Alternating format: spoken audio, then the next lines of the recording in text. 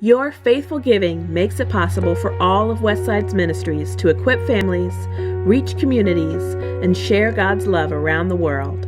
Thank you.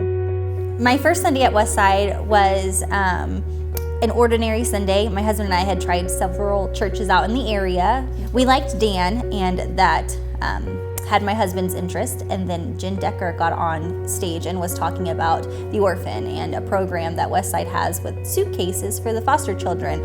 And my heart broke. My foster care story hadn't been revealed to anyone really. Not even my husband knew that I had spent 12 to 18 in foster care. And I felt compelled to just share my story with someone. And I love that Westside really does have a heart for the spiritual and the physical orphan. My parents were both drug addicts. My mother abandoned us when I was 3. My brother was born. And on June 6, 2002, my brother and I were placed in foster care. We were placed with a newly widowed lady who was an empty nester. She's what I needed, though. She was strict, she was stern. She was everything that I didn't think I wanted, that I now am so glad that I had.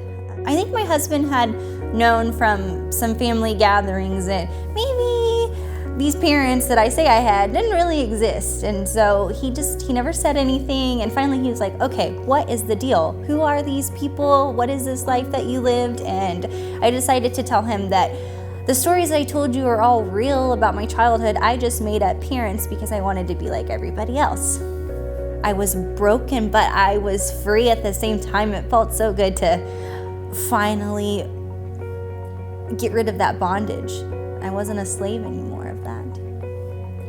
When I first got placed in foster care, I kind of felt like that sad puppy on the Feed Me puppy commercials. This dog has been abandoned. This dog has been abused. You know, the sad song is playing in the background. I felt like that for probably the first couple months that I was in care. And I just didn't understand why me? Why me? I had it good where I was before. And if I'm being honest, I had it horrible. I never felt unwanted. Sure, I felt unwanted. I guess I was fine being stagnant. Yeah, I think those are feelings that are not often brought to light, but that every child has to have felt, including myself.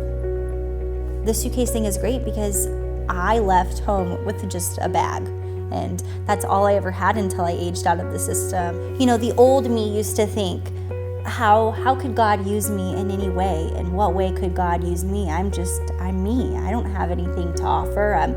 Now I have recognized that God chose me to walk through that struggle to give a voice to all those children who are too afraid to voice themselves.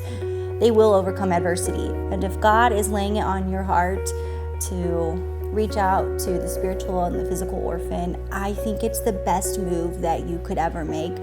The fruit from those labors, and it's going to be labor, those children need nurturing, they need attention, they need fostering, they need guidance.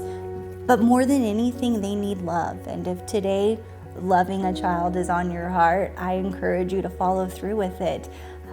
It's the best move that you could possibly make. You make these blessings possible through your generosity. Thank you.